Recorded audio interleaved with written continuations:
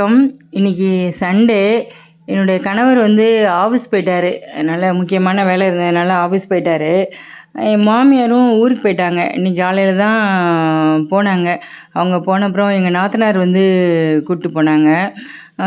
அவங்க போன அப்புறம் வாக்கிங் போயிட்டு வந்து கொஞ்சம் ரிலாக்ஸாக பார்த்தேன். சமைக்க ஒன்றும் வேலை எதுவும் செய்ய ஓடலை.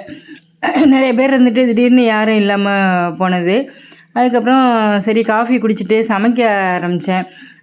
சப்பாத்தி, அதுக்கு பருப்பு வந்து சாம்பாருக்கு வச்சுருந்தேன். அதே கொஞ்சம் எடுத்து தாளித்து சப்பாத்திக்கு வச்சுட்டேன்.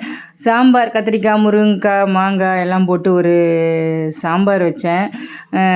சாதம் வச்சேன், அவ்வளோதான். அப்புறம் வெள்ளரி பிஞ்சு நறுக்கி வச்சுட்டேன் அன்றைக்கி.